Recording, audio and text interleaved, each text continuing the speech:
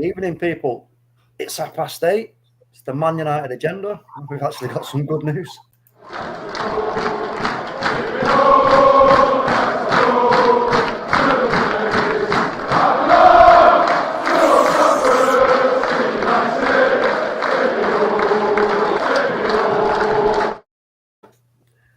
Welcome, everybody, back to the Man United agenda.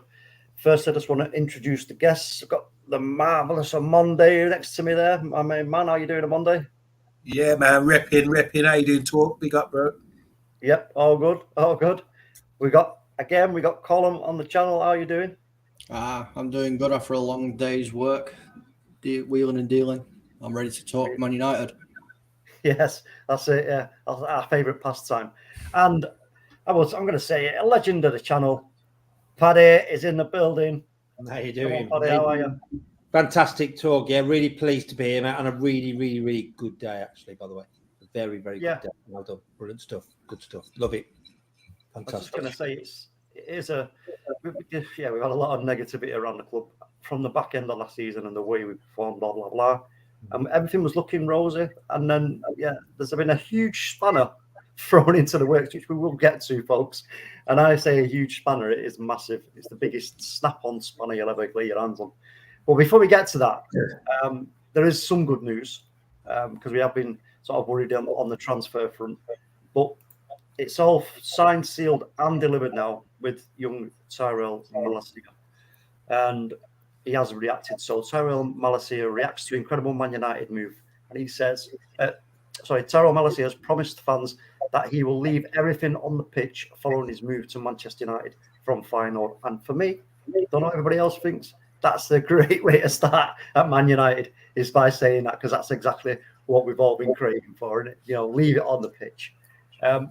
Malacia became the club's first sign of the Erik ten Hag era on Wednesday, arriving from the Eredivisie side for a fee of around 15 million plus add-ons. And he said, "It's an incredible feeling to have joined Manchester United. This is a new chapter for me, a new league with new teammates and a tremendous manager in, obviously, Erik ten Hag leading us. I know from playing against his teams in the Eredivisie the qualities that he has and what he demands of his players. Whilst I know that I am still young and will continue to develop, I can promise United fans that I will leave everything on the pitch." There it goes again. "Every time I pull on the red shirt, I'll always be thankful to Feyenoord for everything they have given to me and my family." Now, that's a great way to start your Old Trafford career. What do you say on Monday? Yeah, I'm really happy about the signing. The medical's been done. This is someone that we've had more and more time now to look at and just assess to see how he's going to fit into our system, how good he's going to be. I think he's got quite a high ceiling, to be fair. Initially, when I was looking at him, I know about him, but he never really sort of stood out to me like someone we were signed.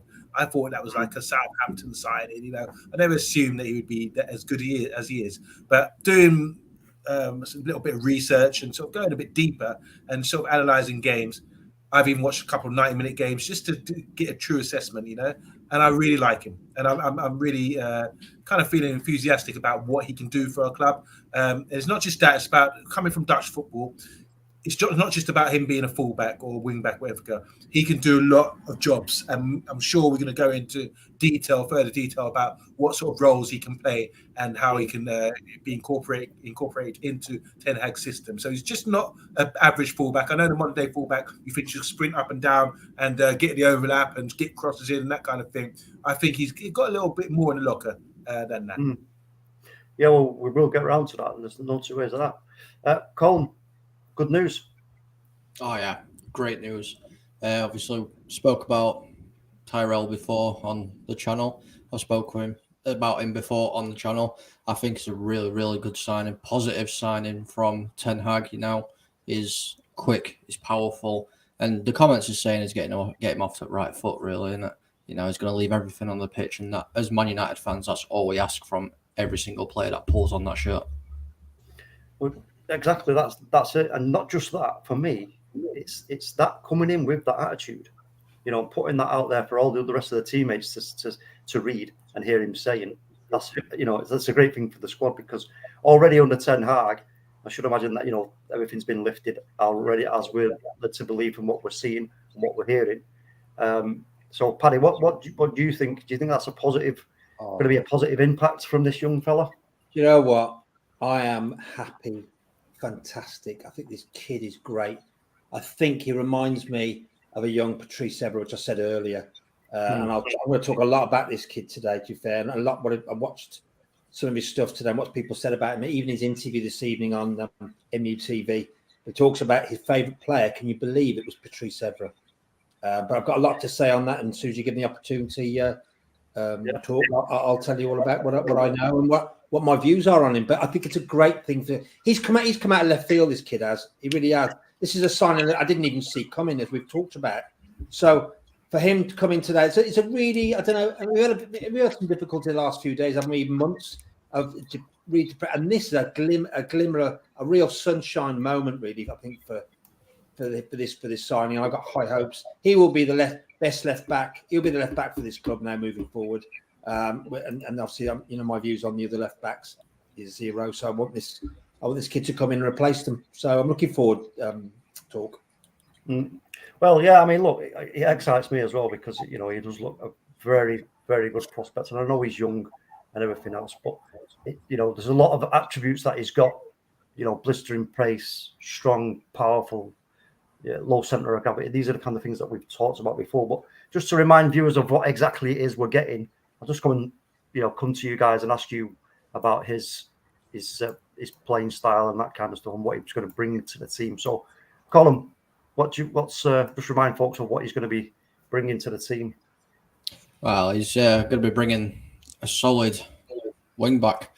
Really, he's good at defending. He's great at attacking. He can get up. He can whip balls in.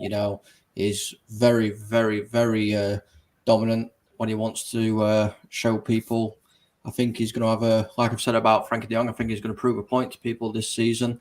Like I've seen a few tweets about he's only hacked it in the Dutch league, but I mean, stats speak for themselves. I know it's only the Eredivisie, but a player that's got his caliber and his talent, he'll boss it in this league 100%, especially with Ten Hag over the top of him, teaching him, expanding his game. I think we'll see exactly what he is as a player under Ten Hag next season.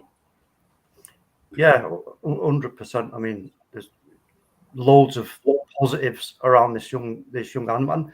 All right, I know it doesn't seem like a big marquee, massive signing, but from my point of view, I just think because it's such an important position in, as we will get to in a moment, Ten Hag's system, I think it's a little bit underrated, if I'm honest, this signing. I really do. I think it's maybe because of his age and the fee.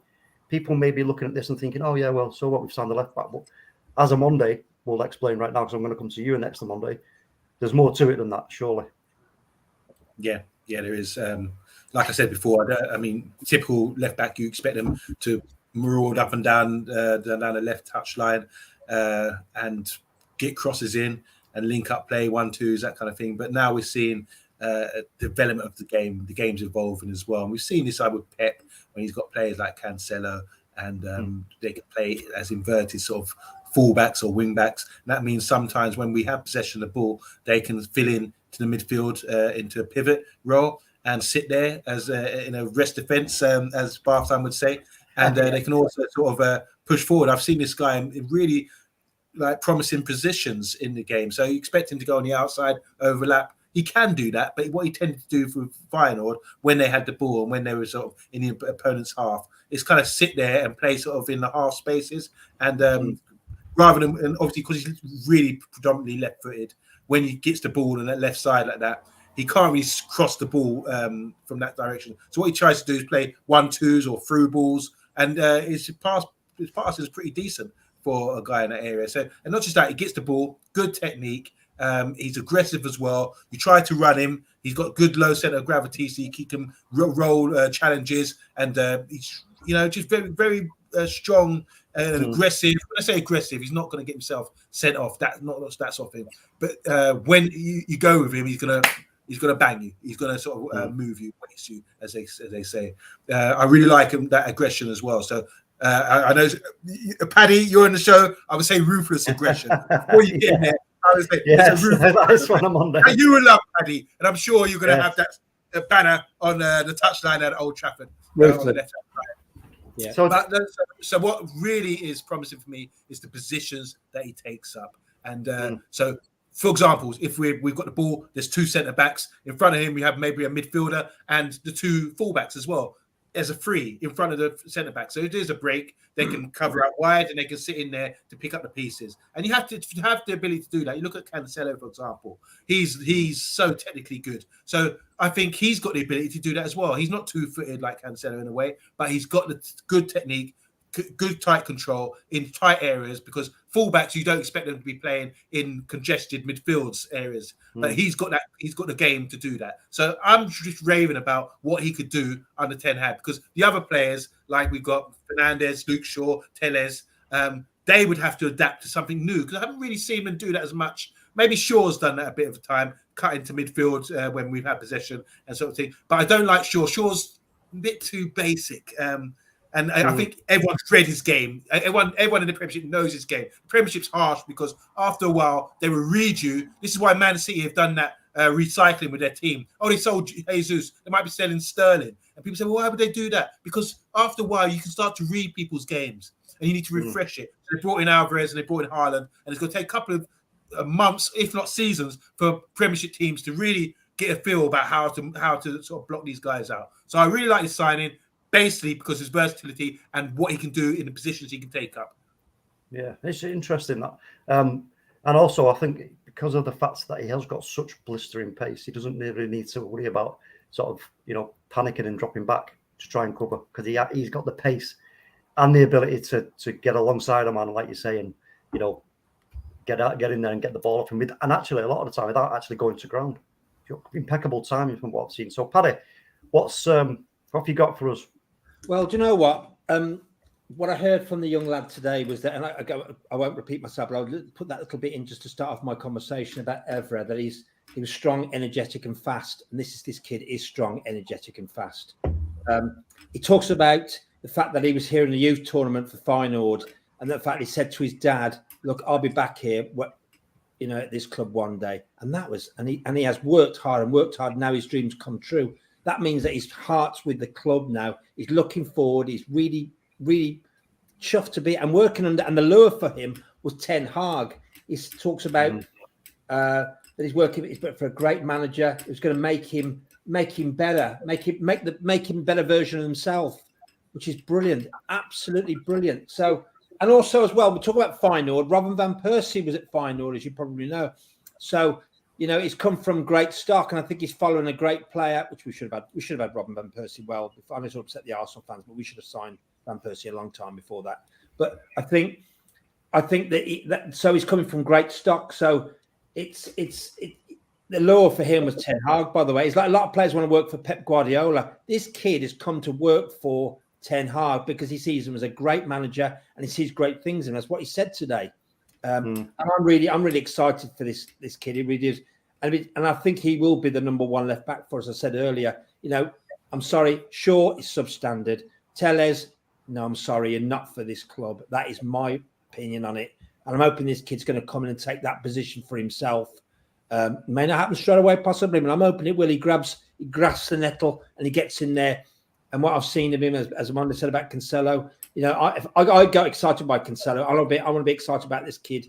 At least one player in this new era now of Ten Hag, because that's what I want. Really, I want to be excited about playing guy. Isn't he fantastic? I want to be, I want to be all over it with adoration.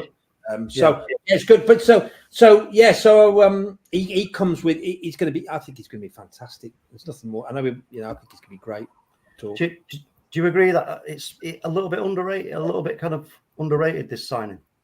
Yeah, it is. It's come from this league as well. The same as like the Premier League's not as it's better than this league, but I think and we want a bit of an underrated player. There's been a lot of players signing big clubs that have been underrated. Just come on. I never saw Cancelo come along. All these other players, and suddenly this manager's going to make him better. He's going to coach him better and make him a better player. So he'll gradually bring him on and make him a better where he is now. But I think I like the underrated player. I think it's what we need. We need a little bit of an underrated player to come on and be excited by it. I mean, like I said, I think with being underrated in terms of this is such a massive role in what Erik ten Hag's are planning to do at Manchester United now. All right, we talk about the right side.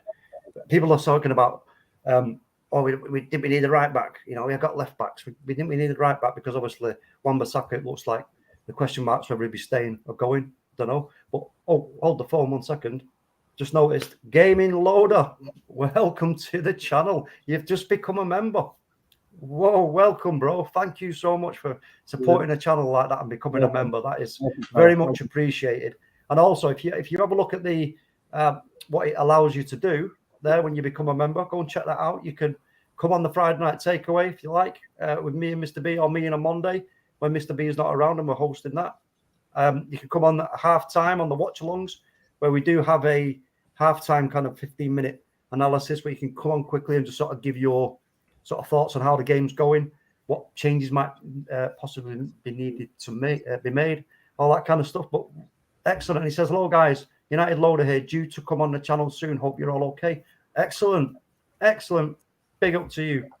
Brilliant. Excellent. Really pleased about that. Well, can I just come on for a last point? Just very last point in my life. Very, very quickly. This fella's going to love the badge. He's going to love the shirt. This is what I want. I want players to come into this club, and I want them to love the badge and love the shirt as we've always. This is and have the heart of this club at their heart and want to play for the badge and the shirt. That's what I want. I think this kid will do. By the way, I think he'll show it. Okay, that's my last point in the matter. Thank you. Yeah, I mean, there's no two ways about that. It's giving that impression straight away off the bat, and that's a marvellous thing to see and hear. But like I was just saying, we were crying out for a right back, when actually, if you look at what Ajax were doing, it was mainly left side heavy. And I think that's where this all makes sense. What Ajax were doing throughout Erik ten Hag's reign, it was mainly left side heavy. So maybe that's what Erik ten Hag is bringing to Manchester United, going to be going down that. Because if you look, yes, Luke Shaw when he's on his game, is a good player. We've seen it. So now you're bringing in another exceptional talent, and that's, again, we can hype him up and all the rest of it we want, but as it stands right now, without seeing him play a game for us, he is just a talent, which I've got confidence in him, don't get me wrong, but as it stands right now, he is a talent, and we're all hoping that can burst in and actually play a huge part in us becoming this team that we all want to see. So next question I want to ask you is just briefly, just give me a quick kind of outline as how he will fit into Ten Hag's system. Now, we know with Ten Hag's system, when on the attack, it's usually a 2-3-5 or a 3-2-5, a bit like Manchester City, with the full backs, etc. So if you can just give me your thoughts on how he will, fit into Ten Hag's sort of setup and what he's going to be able to do. Omondi touched on it a little bit there with what he was saying about his position. So if you've got anything to add to that, just to let people know. Well, can I just quickly jump in with something? Mm-hmm. Slightly off topic. Obviously, the name Cancelo has been thrown out a lot. Yeah. And we're saying how much of an underrated player and, an underrated signing this is. I was looking at it earlier, and it just so happened that Cancelo's been brought up. I was looking at Malacia stats compared to Cancelo stats. Okay. And they are unbelievably close. And really? Malacia is what? How old's Cancelo? 28. Malacia is 6 years younger than him. So, I'll just read a couple out quickly. So, clearances, Malacia's got 1.6 compared to Cancelo's 1.3. Tackles, Malacia's got 1.8 compared to Cancelo's 1.5. Crosses, they're both on 0.7.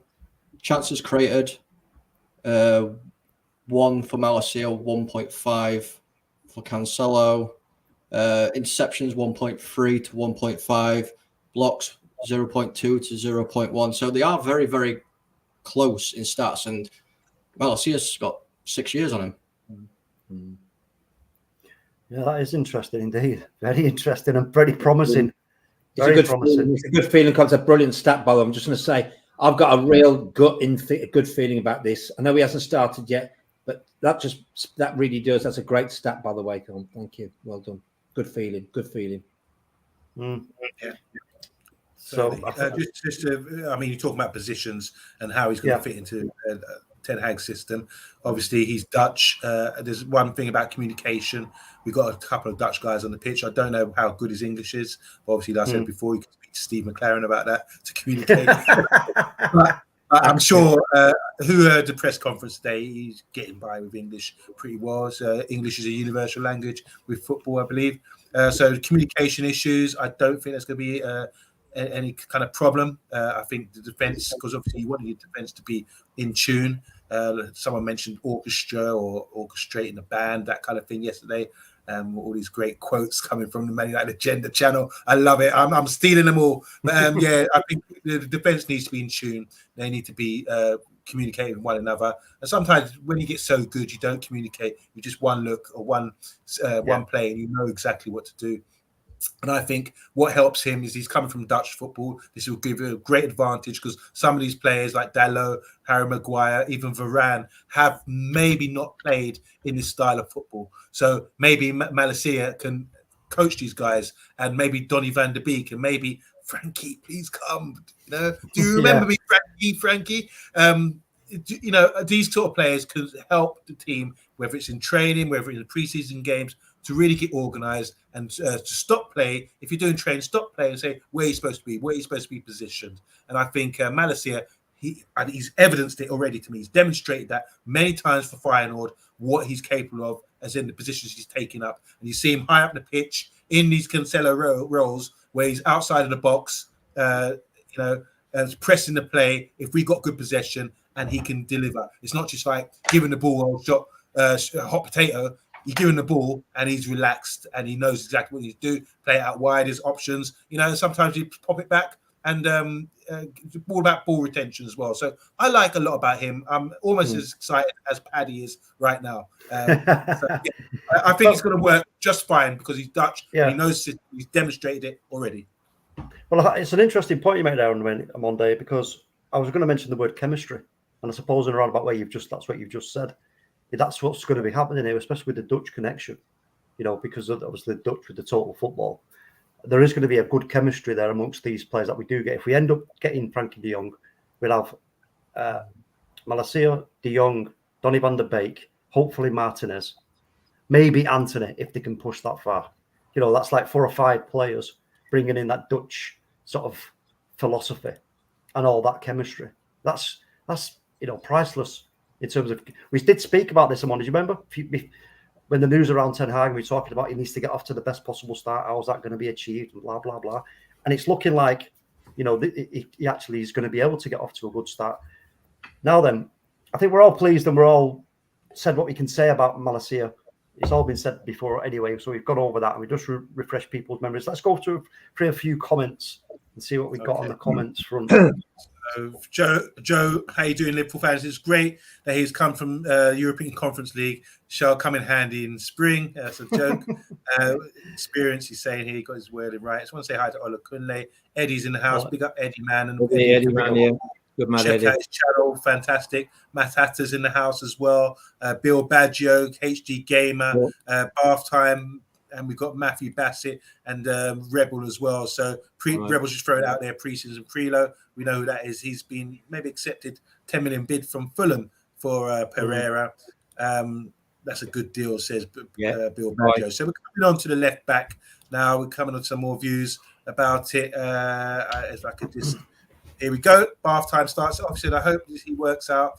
But he's a backup left back at the end of the day. So according to Bath Time, he's not going to be. He's just a backup guy, backup dancer. Bath Time's not saying his last chance saloon for sure because he's not quite done it. Hey, Gamer Malacia will play when Shaw's legs fall off in the next few weeks. Question mark here. Matthew Bassett saying Shaw and Tellez need to find new clubs because they're both doo-doo.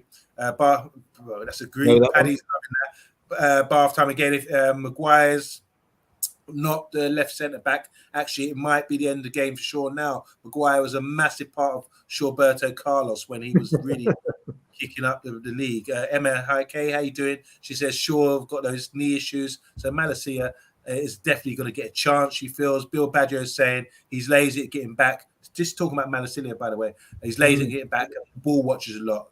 Can't see Shaw lasting personally. Amondi, so this is from Bath Time.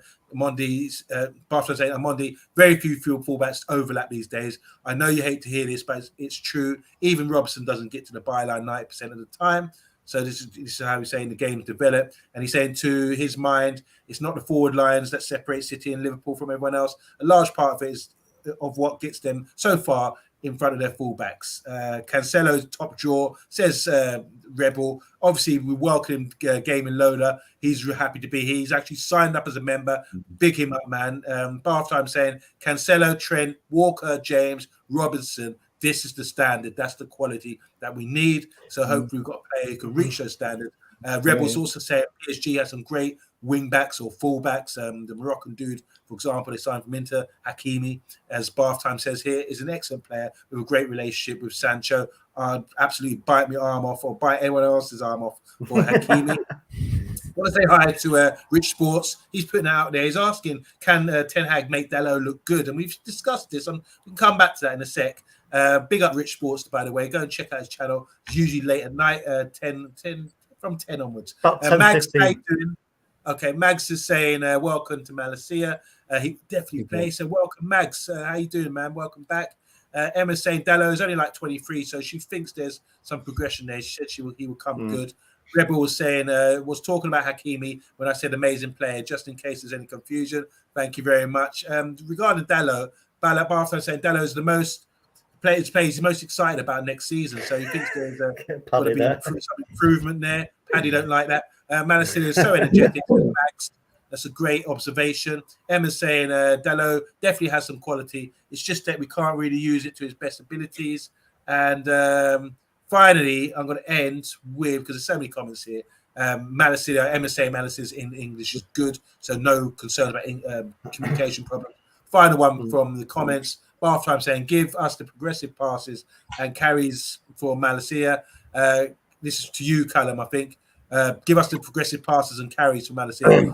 Cancelo is 99% for both. So that's some homework for you from the teacher, the master, Bath Time with Vaughan. So, okay, then look, just because there's some of the comments in the chat about Shaw and Malacia, let me just ask you guys the question.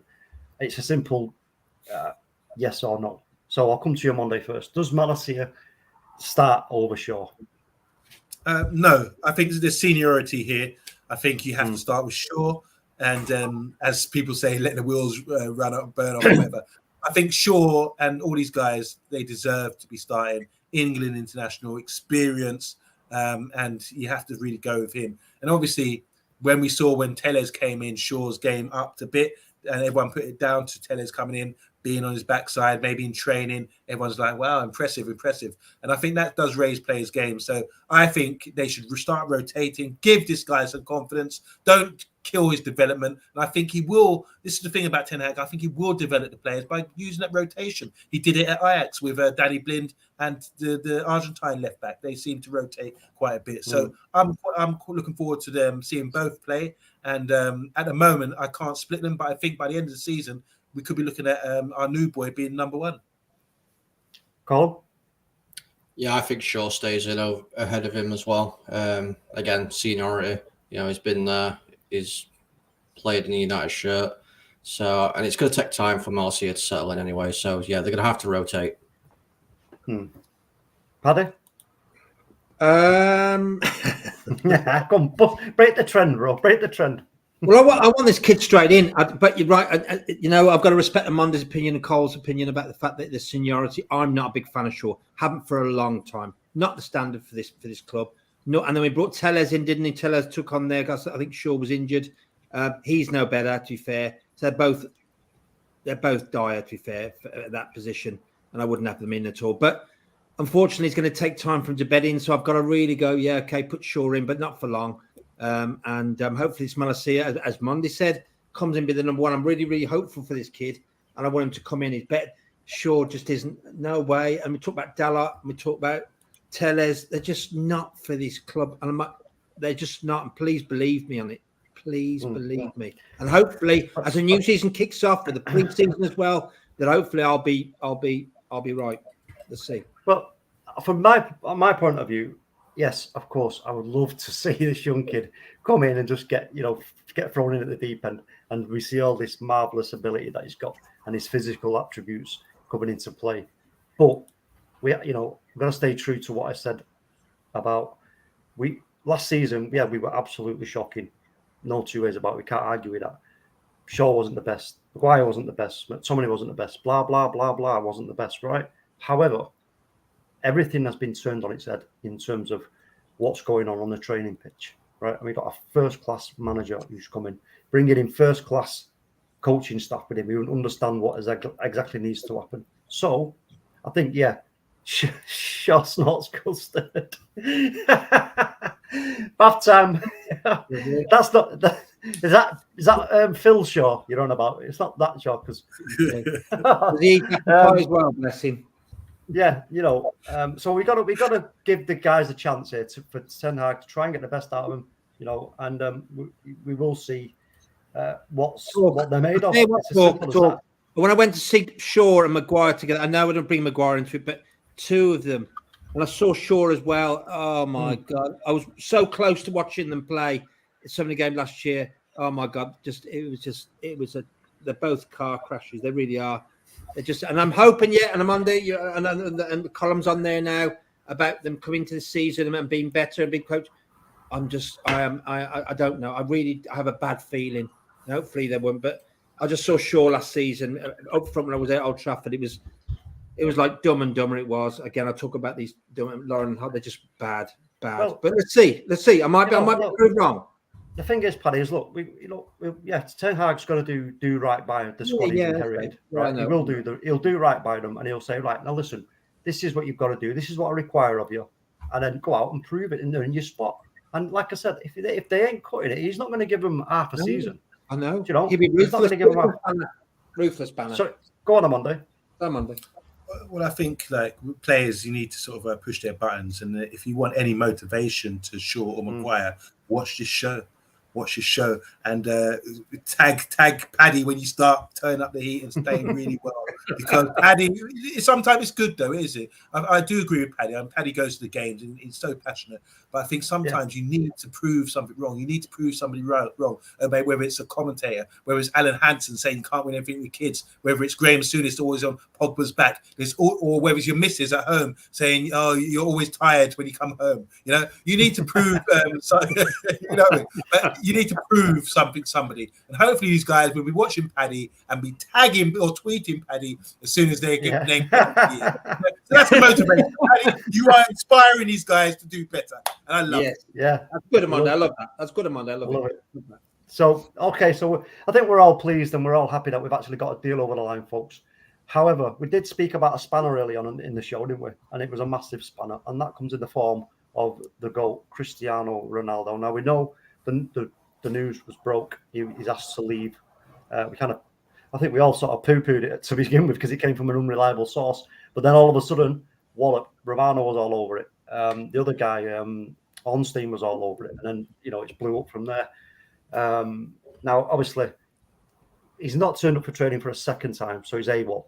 And it looks to me, I don't know if people agree, but it looks to me like that's it. We won't see Cristiano Ronaldo play again for us.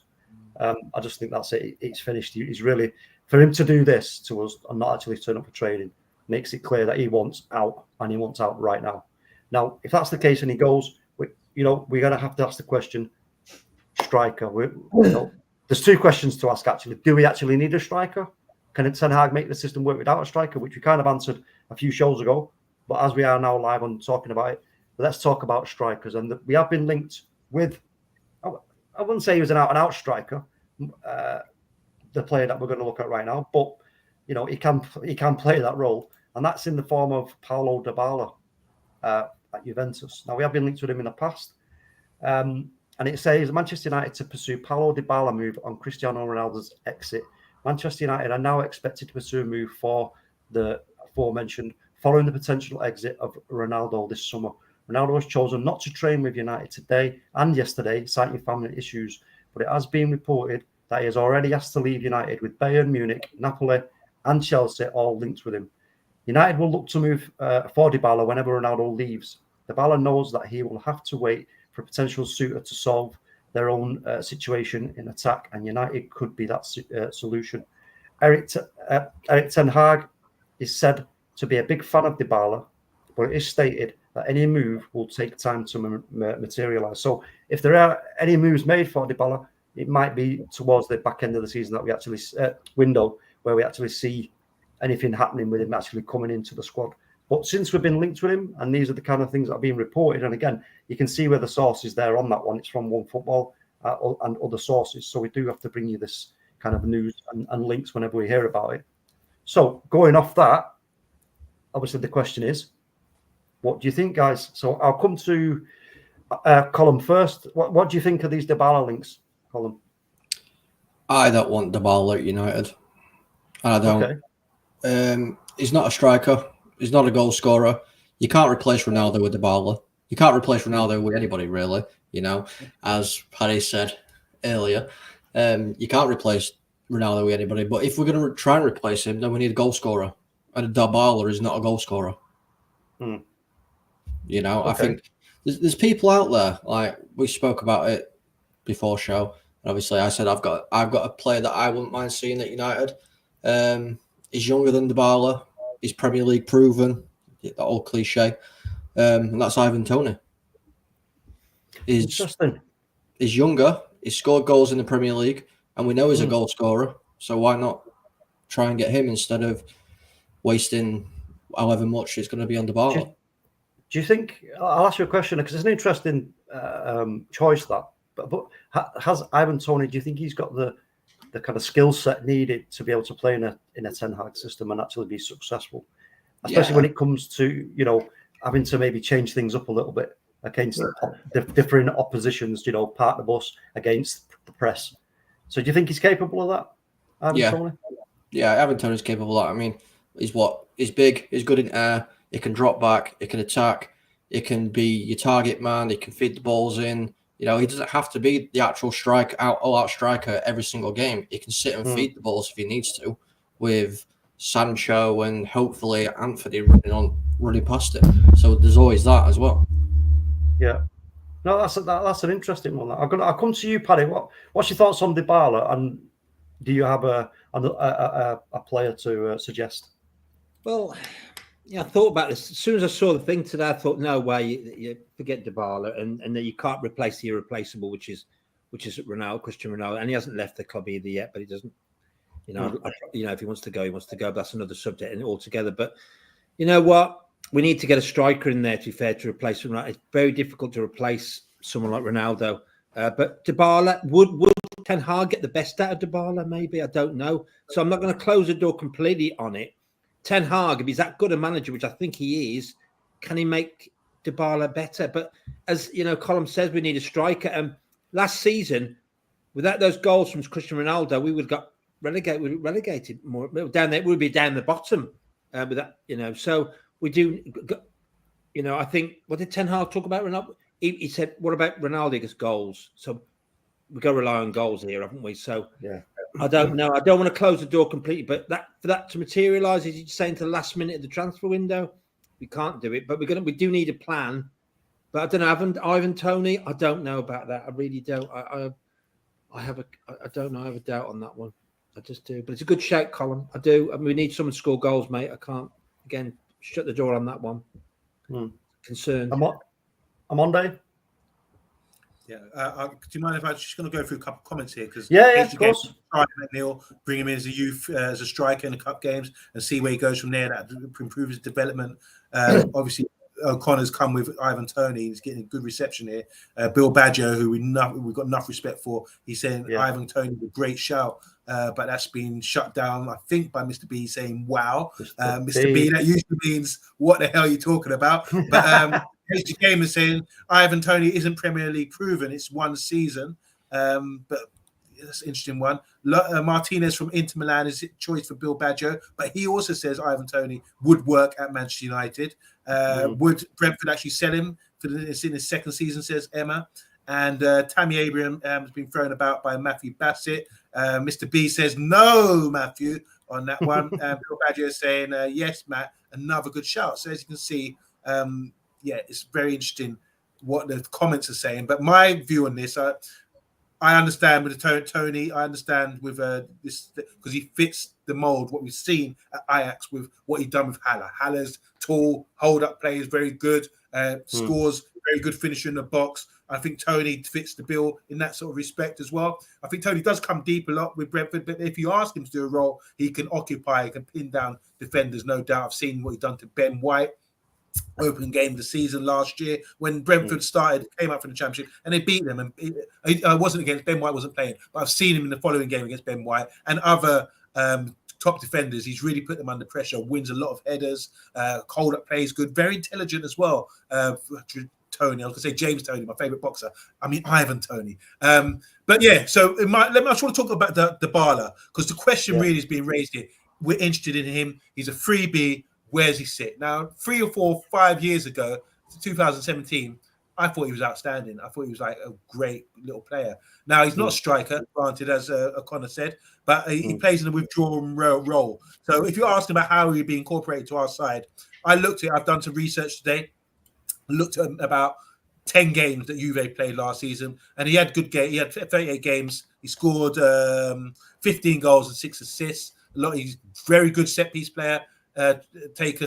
Great penalty taker as well, as Ivan Toney is. But so they played 4-4-2, and he would be one of the strikers with who's the guy who goes back and forth from Real Madrid and Atletico Madrid, playing for Juve.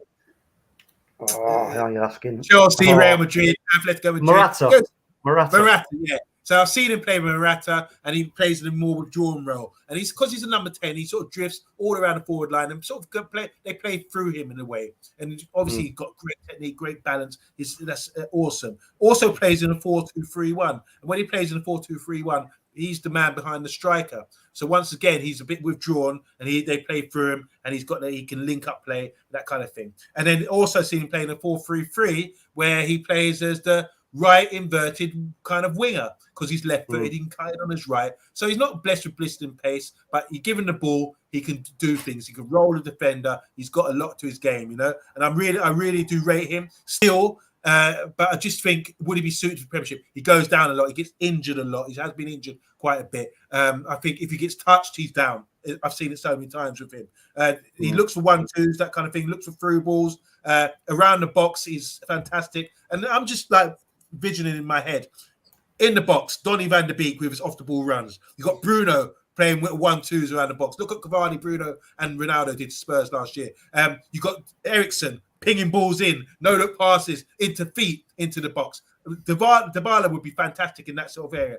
But I do think we need someone to get in behind or have that target man like you guys were suggesting before the show. And I won't give it away, but I think you all made some great suggestions about this taller target man that we've seen with the likes of Haller at Ajax. And I really do agree with what Paddy said and O'Connor, and definitely what you said as well, TalkMU. That's a really bizarre one, but the more you think about it, it would work.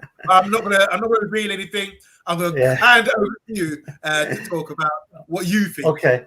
Yeah, I mean, look, great comments, by the way, as well. Great, really, really insightful.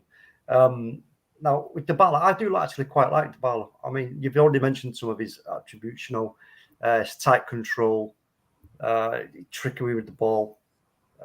There's loads of great positives to his game. Fantastic striker of the ball. Now, I just think, I think he would actually be able to fit in under Ten Hag. I think he could, like you say, he has played as a striker on occasion and scored goals. He plays second striker, plays on that. He can play on that right side. So, as an alternative on a free, if there's no other strikers that we've already mentioned that we can actually get, I think this could actually this could work for us. So I'm not going to sort of bat that one off Dybala and say absolutely no, because I just think he's got too much class about him. He is a classy player. We can't ignore that. It's just bits of his game, when he's in possession of the ball, his judgment on when to release the ball to players ahead of him. He'll look and use his football IQ to realise whether it's going to be a good pass or not. And he'll do that also by looking at the body shape of the player he would be looking to pass to. If they aren't in a good body shape and they're surrounded or there's players closing them down, he won't make the pass. He'll look for an alternative but keep possession of the ball. And that's a great, part of the game that we would want to see it. We've asked this of players at our club, haven't we? Especially last season, we've seen players where they just couldn't do specific roles like that. Do you know what I mean? They just give the ball away too cheaply and easily. And then we're like all them waving our hands up in the air and going mad as fans. So I'm not going to poo-poo the Dybala one, but I think Paddy wants to say something. Come on, Paddy. Yeah, just quick. I think we had a chance to have Dybala. Was it 3 years ago? 3 years ago? I'll be. I don't know. Do you remember, Carl? Monday we needed Dybala, but I think that maybe that ship sailed, mate. I mean, that opportunity passed, and we didn't take him. So maybe that says something, doesn't it? That we had the opportunity, we didn't take him for what reason or other. But I don't think that probably the reason is the opportunity's come now to take him now. I think I've got a bad feeling about it. I don't think we're going to have him. We won't be looking at him. I don't think we will. I don't think he's looking that way, Den Haag. I understand what you're saying, and I get why you're saying that. But again, we have to, we've got to look a little bit further ahead here. Now, the spanner that has been thrown into the works by Ronaldo, is obviously going to, put a fire under the backsides of Murto and Richard Arnold, because they'd be like, whoa, and I bet Ten Hag's working overtime as well, trying to go, okay, look, these targets, you need to find out, firstly, availability, second, price, right? And obviously, because he will only identify players that he thinks will work for him. So if Dybala is a player that he's identified as a possible target, then I'm happy about that. I'll be like, yeah, cool. Because like I said, I'll always back whatever Ten Hag wants to do at this early stage of his Man United tenure, because there's no reason to doubt him just yet, is there? But the one I'm going to throw in will be everyone's going to start. The chat's going to go off now on Monday, big time. But my player, I would say to take a punt on, would be Alexander Mitrovic from Fulham. I know Colin, when I mentioned it, Colin was like, "Wow," and I'm like, "Well, why not?" As a Monday mentioned earlier, a bit similar, like the kind of Haller target man type, big lad, strong. Scored an awful lot of goals, 43 goals, I think it is, in the Championship. And I know it's a Championship. The defenses aren't quite as sturdy, etc. But it is still a very difficult league to get a lot of goals in my opinion. So this one, for me, again, if we're linked with this guy and the price is right, come on down, Mitrovic, the price is definitely right, then why not? I need somebody to tell me why this may not or may work out. So what's your thoughts on that one, folks? Mr. B's laughing already. Look, I've got to be honest with you. Talk fair play to you for putting it all out there, but no, absolutely a big no. But bless you for saying it. But all I'm saying, it was great in the Championship. Great. I watched him not for Manchester United at this time, and I don't think he will do it for us in the Premier League. I'm sorry. It's not for me. I've obviously got another target name if you want to ask me, but I'm not. That's just my view on it, and I'll pass it to the lads. My views on that. Monday, Mitrovic. Yeah, I like the idea. I see you're thinking. You're actually thinking about what works for a Ten Hag system. Like again, the Tony, big structure, big unit of a player who can hold up the ball, a bit intelligent. And when it comes to sort of coming in with headers or finishing balls across the 6-yard box, burying, finishing his dinner. As you know, he scored in the Championship many goals, but every time he's come up to the Premiership, he's had droughts. And I think it's because Fulham have had less possession. They haven't been as dominant as they are in the Championship. So you put him in the side where he's going to get that service. I think he's capable of scoring a number of goals. Exactly. And it would be a shot in the dark, but I understand where you're coming from. And I can see why people will be gasping. But I also think when you look at what we need from a player and what's been effective with Haller, I think that's the sort of mould of player that would be effective for Manchester United if we brought him in now. This is someone who's going to be at the end of things. He can hold up play and he can pin down defenders. And I think that's exactly what you need if you're going to stick with that sort of system. Excellent. That's it. You answered it for me. So thank you very much. Colin, what's your thoughts on Mitrovic? I can see where you are coming from. Monday did a very convincing argument for you. But I'm being Simon Cowell and I'm giving you that big red buzzer. I don't go anywhere near this club at all. Yes, he's a fantastic striker in the Championship. He can score 40-odd goals in the Championship. How many times has he come up to a Premiership? Well, exactly that. He scored? I know, but see, this is the point, though. This is the point. I don't need to make it because Monday's just made it. Fulham. How many chances were they actually creating? Not a lot. You know what I mean? And so I just think because of his like has been mentioned by OMONDI, you know, his attributes and his capability of just slamming balls in the back of the net, which is exactly what we need somebody to do when they're going to be serviced like that. If you put Mitrovic up front in a team and give him, say, 2 chances a game, right? Okay, he might not score a goal, right? So which is that's like, yeah, okay, fair enough. But you put him in a team that is going to give him 7 or 8 chances, he's going to score probably 2 goals, right? So he will score goals if the service is there for him. And also, like Monday said, you know, he's got the attributes to be able to hold the ball up, you know, bug defenders. And actually, he has got some, you know, he has got some footballing intelligence. He will be able to do a job for us with Erik ten Hag coaching him and the rest of the coaching staff and all them players around him, the quality players. He knows how to move across the line. He knows how to bend his runs. You know, he knows how to split defenses and all that kind of stuff. So for me, for the kind of fee that we'd be looking at, which off the top of my head, I don't know, but I don't think you're going to be talking mega bucks. I think it would be an absolute, you know, bargain, because like I say, you know, between what me and OMONDI have said, he scores us goals. Now, if we're talking about Erik ten Hag, one sec, Paddy, I'll come to you in a second. If we're talking about Erik ten Hag coming here and playing part of the bus, and I'm talking about Mitrovic, of course, everyone's going to be like, nah. And I'm like, yeah, of course, understand that. But we're not talking about part of the bus here. We're talking about breaking mid blocks, low blocks down with our possession and rotation. And with a player like Mitrovic in there, who can actually bully players as well and will not be bullied by defenders. That's, for me, I think there's a good case there for it. There's a good case. But go on, Paddy. No, it's a good, yeah, you make a good case as usual, Mr. Talk and the Monday. But where's the big red buzzer, mate? To be fair, as I go with Colin. I'm looking around now for the big red buzzer. Yes, I want to praise it, but I'm sorry. Well, Manchester United, we should be looking for better. I see what he can bring. I see what Monday's saying, and you're saying. Well, we're Manchester United. We need to be looking for better. I still think and Monday has also said about. We're a huge club, and we should be enticing better players into this club. Not Mitrovic. He's just not the standard for Manchester United. I see what it brings and the goals, but I'm sorry, the big red buzzer. I'm with Colin on it. The big red buzzer. I'm sorry, he has to be swipe left or swipe right. I'm sorry.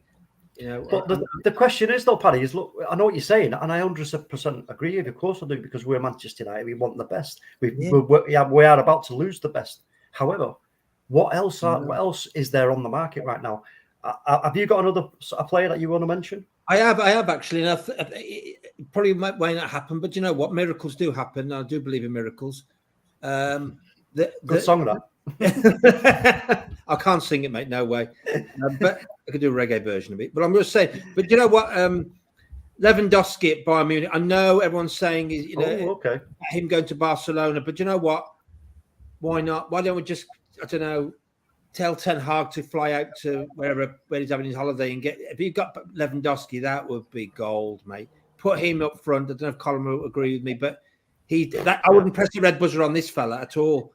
I definitely think it'd be the green buzzer for me. So the gold buzzer. I would love to see him come a bit up front for us. I've loved that fella for a long time, to be fair. I mean, I wish we got him a long time ago, but even if we get him now, I think it'd be I think that would be a banner headline, wouldn't it, for us? You know, I'll say. I think that would be the biggest kickstart to Erik ten Hag's reign as manager you could ever get. Right? That's like PCP, you know what I mean? Up front for Manchester United. I know we're losing the goal, but I mean, it's a different sort of player to Ronaldo in a way. But I mean, yeah, I agree with you. Lewandowski would be outrageous, in my opinion. He would be outrageous. He would absolutely tear it up. Bags of goals. Yeah, bags. I mean, let me ask you this question then briefly, before we move on to something else. What are the chances of us actually getting him if we actually made a real attempt to sign him? Do you think we could actually turn his head? No. Big no. No, it's no from me. One player, there's some comments. Obviously, I love the people in the comments, man. They're really intelligent. They know their stuff, especially around European football. But one guy that if I was asked to, I would look at, I'd be speaking to Angel Gomez and talking about Jonathan David, the Canadian striker. He came from Belgium football. He's done his thing in the French league. He's plays for Lille right now. And if you look at his stats, I know Colin, you're the man with the stats, but his pressing game is unbelievable. He doesn't give you a defensive time to breathe. He's big, physical, strong, which can hold up the ball as well. He can also work the channels, get in behind. He's got the pace to spin off and get in behind as well. I think he's a player that's just been not on the radar completely. We were looking at the Leon striker Dembele, who used to play for Celtic and Fulham, and I'm thinking, I don't think that's for us. I think, if anyone, Jonathan David is someone I would look at strongly. But just want to go through a couple of comments because there's talking about the Swedish guy from Sociedad, that's Isaac. Who was at Dortmund before. He's not really scoring enough goals, but he's tall. He's got good, very skillful, especially the new Zlatan, East African Zlatan from Sweden. There's also talk about, it was Matthew Bassett's talk about Williams, who plays for Bilbao in the Basque region and all that kind of thing. But he's a lightning quick player, but I don't know if he's an out-and-out striker or whether he can do that job as a number 9. He's more, I see him more as a winger, but he also mentioned Jonathan David as well. And the one player that seems to be on everyone's lips that fits the bill, if you want a striker like Haller, is the guy from the Italian league who's going to PSG. It's like Salam, I always call him Scamacca. Yeah. So Bill Baggio, obviously Bill Baggio's mentioned him. I just want to say hi as well before we move on to Jimmy Everson. Jimmy, welcome to the channel. I haven't seen you before. So he's saying, great championship striker, referring to your choice, TalkMU, but nothing more than that. And he also says Mitrovic can't score doo-doo for goals in the Premiership. So, that's caused a lot of stirred thing. But I think you can we made a good case for Mitrovic. But, it's a good conversation. I'm really enjoying this right now. Finally, so I just want to say hi as well to 2 people. It's Fakor. He gave us a really big endorsement earlier on in the chat. Put it up, I flashed it up. But he was basically saying he loves the channel, loves our style. We're grateful, really appreciate that. He says, I don't think Lewandowski would come to our doo-doo show. Always worth an ask, though. And finally, my last one from me is from Akil. Welcome back, Akil. Nice to see you. He says, Ten Hag can make Haaland score goals, score a record number of goals in Champions League, then I would trust his judgment of any striker that he wants. So, good points there from the comments. Yeah, that's interesting, and that's the thing. That's what I was getting at with the Mitrovic link. But again, we can sort of throw our names in the hat, and all we can do is get people to comment on it and see what you think. So that was my 2 pence worth on the striker front. Until we are kind of. I'm with Colin. I like Ivan Toney. Colin made a great argument, and I think if it was like the buzzer thing of that he made a great point about being a Premiership striker. He's got good game as well. And this is what I'm saying. Sometimes you have to look at the lower leagues because we're such a prestige club. We say Lewandowski's or the big players, Ronaldo's, Dybalas, but you could be looking at someone who could fill in to do the job. It's all about doing the job, specifically doing the job. So we didn't go out and get the best left back or the best high-rated left back. We got someone who the manager felt would do a job. And I think the same is in respect to the striker as well. The manager brought Haller in, who had a great season in Germany, Frankfurt, came to West Ham. His stock went down, and he's brought him back, revived him, and said, you can do the job for me. And then if you look at the second striker they had was begins with B at Ajax, big burly guy as well. So I'm looking at that saying, oh, well, that's obviously he needs someone up there who can pin down defenders and in the box, be strong enough with his head and quick enough to sort of score goals, tap-ins, or whatever they provide him. So there is a sort of an identification of the characteristics needed based on previous strikers at Ajax. Yeah, interesting. I agree as well. Also with the column there with Ivan Toney, most definitely worth taking I wouldn't say a risk, but giving him a chance if we could prize him away from Brentford, which I don't think would be too difficult. I think if we went in for him, I'm sure it would be I think we could get a deal done there if we actually wanted to get him.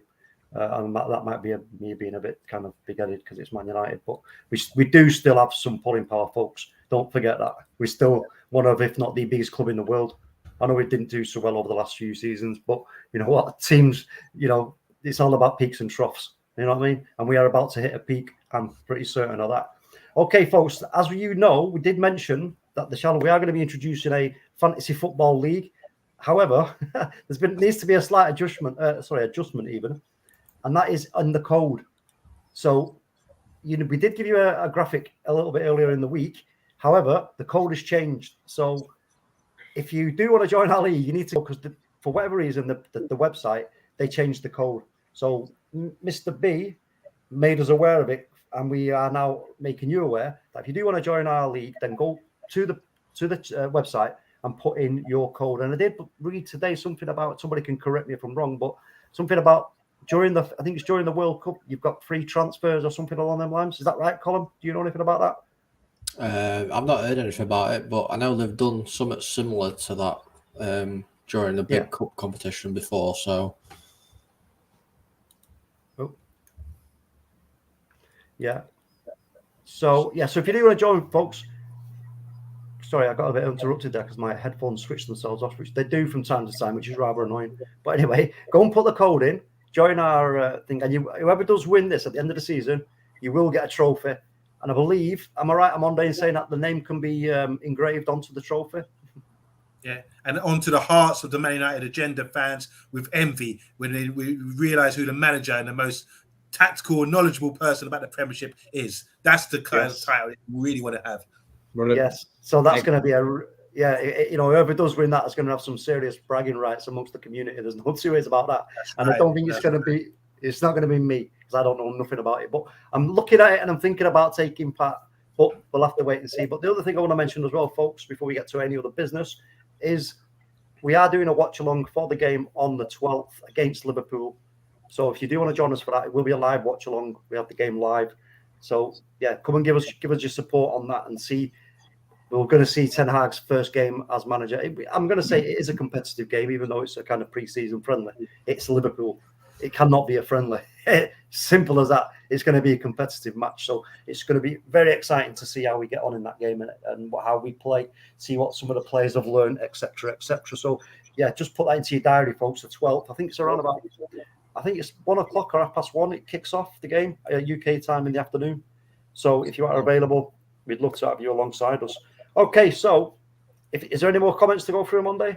Yeah, just want to go another debut as well. Welcome to Belgian. I hope I'm not messing up your name. It says, suppose Ronaldo goes to Chelsea for Champions League football, but Chelsea misses out on top 4 for the 23-24 season. And he also says, suppose he misses out again at Chelsea for Champions League, and that's where the fun begins. Also, one more hello and debut to Adil Ahmed. How you doing? And he's talking about Cavani, who's actually left the club now and won't be coming back, but just reminiscing on that great goal he scored against Fulham. Goal of the century, he calls it. Yeah. Okay, right, folks, let's get to any other business. I'll go through the panel now and ask if they have any other business. This is a Monday's little baby, so I'm going to treat it with kid gloves and be gentle and kind to it. Do we have any other business we want to mention on the show, folks? Is there anything that's caught your eye that is worth talking about before we leave? I was going to say that any other business, again, there's that report saying, I mean, I read today De Jong, this transfer, I don't think it may not happen, to be fair. And it's not, a few of the papers reporting that De Jong has been looked at by other clubs. Laporta is saying, but again, he's just trying to take De Jong out there and get more money for him, possibly. But he's been looked at by other clubs. He gets snapped up. That's going to be a real problem for us. We're losing out on him.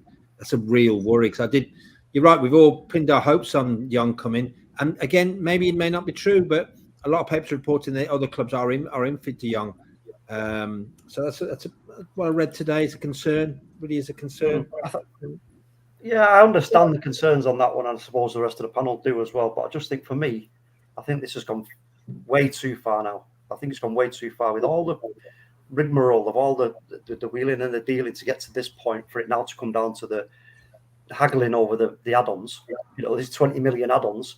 You know, it's obviously, I know what you're saying. Maybe they're pushing for us to get this over the line, which considering what's going on with the aforementioned Cristiano Ronaldo, we need to get this nailed. We just need to get it nailed, done, dusted, signed and sealed, and that's the end of it. So I'm hoping that is what's going to happen. I would definitely bank money on it happening rather than it not happening. But Colin, any other business? I think I'm reading into this little thing way too much. But Anthony could be getting done soon with Ajax just signing Steven Bergwijn. The deal's been agreed. Romano's brought out the here we go. So maybe I might be reading into it, but very interesting. That is very interesting. What do you make of that, Monday? Yeah, look, Anthony could be a good player. We've been linked with him for a long time, and obviously he's known to the manager. Someone could fit in like a duck to water, I imagine, with the way we're going around the football. Colin, what do you think about that? I think because we discussed it before. Do you like Anthony? Yeah, I really want Anthony in a United shirt. I think he'll do wonders for United. Really will. Yeah, just want to shout out one of the boys. Them, it is a boy. I call it a boy, but as in my brethren. But boy, Baka. I don't know. Yeah, but Nigerian striker Ocean. He's talking about Napoli. There's a lot of money, isn't he? But he does fit well, tall, strong. One of these modern day strikers it would really be impressive, I reckon, if he came to the Premiership, especially for us. Just any other business, I just think I've been sent some news by our main man, that's a rebel. He's texted me and said that Romano's talking about Martinez, the Inter Milan striker. And I think some of you guys jumped the gun earlier in the comments talking about him, so we could be linked with him. I think he's good at pressing. I think he's a good modern-day striker as well. He can hold up the ball. His movement's impressive, and he's got that Argentine kind of grit as well, where he can sort of do a lot more work and not so much worried about goals. He's got pace and getting behind as well, but he's a winner. He can see the way he plays. I love the passion he shows on his face. Hungry player, that kind of thing. He's been at Inter Milan a long time now, and Inter do seem to sell a lot of players. I mean, look, they sold their right back last season, brought in Dumfries, and they're willing to send him again, apparently. There's a lot of business that goes on in Italy, whether it's like loans and getting rid of players. The finances aren't great as they once were in the 90s, for example. So the Premiership's running things at the moment. So we can seem to pick off players. And I think Martinez has been a bit too long for my liking. Is it the case that he's sort of settled there? Because he's been looked at by Barcelona in the past as well. I do like him as a striker. I think that'd be interesting. Just depends on the price. I wouldn't pay more than 60 for him. Yeah, interesting. Very, very interesting and positive. But there's one thing I want to touch on from any other business, and that's our very own Marcus Rashford. Obviously, he's come out and had a little bit to say about life under Erik ten Hag, and it's sounding positive. It's what he's had to say.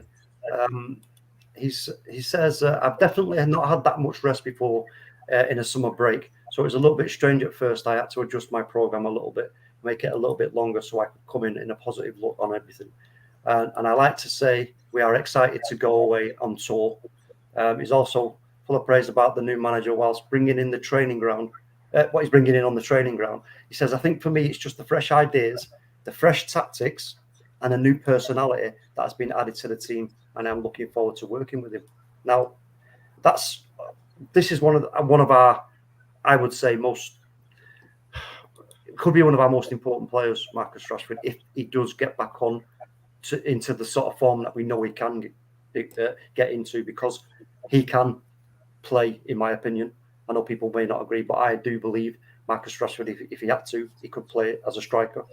I think he can do that. I think he's got the ability to do that, because if you look at, we showed a graphic on a show once about where all these goals had come from, and they came from a position of the pitch where I asked the question without telling you who they come from, who's scoring these goals? And the answer was, it's a striker. And I was like, well, there you go. That's Marcus Rashford. That's where his goals are coming from. All dead centre, right in front of the goal. Some to the left, few to the right, but mostly dead centre. So I'm hoping that with all this, the enthusiastic talk that he's coming out with now, that it's all, positive, mentally positive, because the physical aspects of his game, the injuries he was carrying and all that, that was last season, and we're hoping now that he's got over that. But we're now looking for a boost in his positive thinking, So I'm quite hopeful that Marcus Rashford will kick on under Erik ten Hag, whether it be as a playing, I would say, centre forward or out there on the left. Either way, I think we're going to get the Marcus Rashford that we all want to see, and he's going to do a real job for us. So, can I come in there, talk? I see what you're saying. I do, and I don't want to close the door on him either. But he has got his opportunity this season. If he doesn't take it, mate, we can't mess about. We've got to win some games. We've got to get some. It's about doing it on the pitch, isn't it? If he doesn't do it on the pitch, mate, I'm sorry. There's no prisoners now, is there? Of course. He's got to. Ten Hag's are going to come in, see what he does, but if he doesn't do the business, mate, it's got. I don't know whether not. I said it last year in the. I don't know whether he peaked too soon. I don't know. I've got a feeling he did. I think he peaked too soon. But let's see what happens. You know, he's had a good rest. Like you've just said, he's had a good. He said he's had a good training. So let's see. I don't want to close the door too much on Rashford. Closing. I just think. Do you know the reason why I'm so positive is because, you know, we know it's physicality, and he's quite good on the ball. The questions around him have been about his footballing IQ. I think for a player like Marcus Rashford to not have any kind of footballing IQ or not being able to advance it, I can't see that. I'm not having that. I think that is something that he most definitely can actually improve on under the right circumstances. But again, I will be proved either right or I will be proved wrong. So I think under Erik ten Hag. Colin, what do you think about what Talk's saying right now? Because I'm biting my tongue and I can see number 9 Rashford. Has he got the game? No, I think Marcus Rashford's got a very, very good PR team behind him. That's what I think. That's a good. You know, all these positivity spin that he's putting out before the season because he knows he messed up last season. He's saying, "Oh, I've had to have the break and everything." Come on, mate. You're playing for Manchester United. You're on how much a week? You proved last season you couldn't play it as a striker. You proved last season that you were struggling to even make it as a Manchester United player.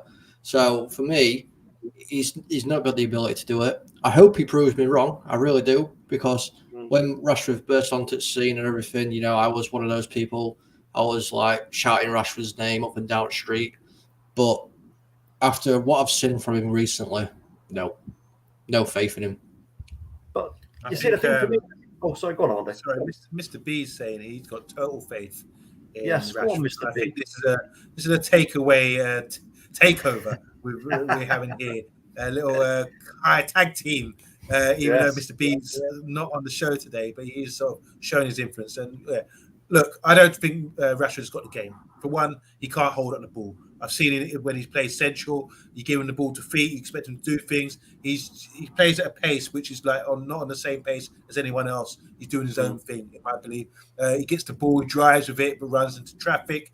He tries all these step overs and quick feet and all this kind of thing. Granted, it's scary if you're a defender and he's running at you like that, but you can just shepherd him into areas where he's not effective. And I think he's been sussed out. You talk about his IQ. I just don't think he's got the game. Just like Martial, I don't think he's got the game to be a guy that can play the intricate things you need to be a centre forward. The hold-up play, for one, to be able to finish first time. I don't see Marcus head. When's the last time you see Marcus Rashford come in with a boom header from one of these goals that you pinpointed on your graph? I think they're all strikes from running in from the left, that kind of thing. So I don't see that in his game. But like, as everyone's saying on the panel, prove me wrong, because I'm not going to give up on the player just yet. I think he just needs to find his role, find his confidence, and start to follow instructions and slow his game down a little bit.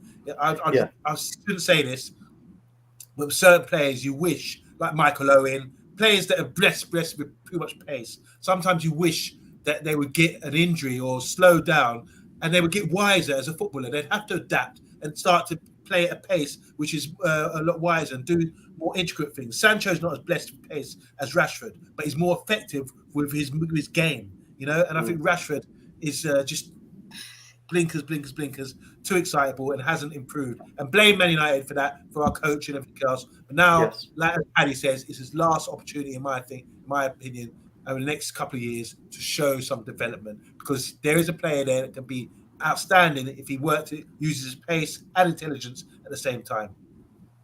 Yeah, I think I totally agree. I do, and I'm like I say, I'm hopeful that he will prove that any doubt was wrong and everything else. And I also think the decision making is a big part of his game. He needs to most definitely improve on if he is going to play in that left position or even as the striker role. But we'll have to wait and see on that. He might not even get the chance under Erik ten Hag. He might just be said to play out there. Can we say hello to Kabenge, Vincent? Yes. He's the newbie. Hello there. So how you doing, Kabenge? How do you pronounce his name?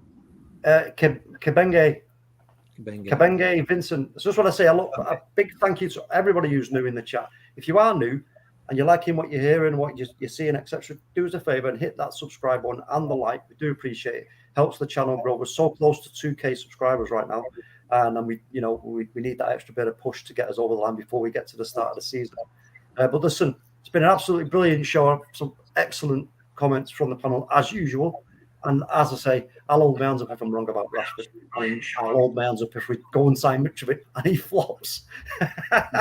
But we'll have to wait and see. We'll wait and see. But guys, let's just find out where we can find you first. Colin, where can people find you?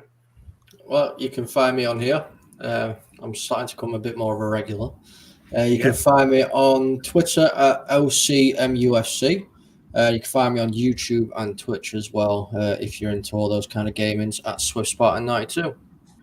Swift Spartan 92, folks. Go and check him out. There's horror games. Do you play FIFA? Yep. I'm currently doing a Saving Manchester United career mode on FIFA 22. It's interesting. I'm not going to reveal any secrets. If you want to go and see what's happened so far, go watch it. There's been 3 episodes so far, so excellent. Brilliant. Big up to you. Thank you so much again for coming on. And Paddy. Oh, sorry, go on, Andy. I just want to say, Colin, you are part of the Man United agenda. I love what you bring to the channel because you come with stats, data, and an alternative view. So big up, man. Everyone getting good feedback for you. And Paddy comes with the emotion, the passion. He's a season ticket holder, goes to all the games as well. So the Man United agenda, we have everybody involved with different attributes. So I'm loving the panel tonight. And big up to TalkMU for hosting a wonderful show again. Salute. No worries. Can't do it without a great panel. You know what I mean? Just can't. Well, I second what you said there. I'm on day with the column and Paddy. Yeah, Paddy's like the eagle eye. Paddy doesn't mix a drink, especially when he's at the games. We've had some great feedback from Paddy when he's been to the games, and it's you've got to have people at the games to come back to you with that kind of feedback. So we do appreciate it. But Paddy, let us know where people can find you there. Yeah, I'm on Admiral MUFC because Admiral the badge is my love from the past. And also I'm on JFK KPOD. That's one of my other Twitter handle as well. So that's where you can find me. So that's great. Excellent. And thanks again for coming on with those guys tonight. But I've really enjoyed it. It's been a great stream. Some great comments. And again, we can't do it without you guys in the chat. So most of all, a big thank you to you guys. And as it stands right now, that's the end of the show. And we'll catch you in the next one. And you know what to do, folks. Just stay united.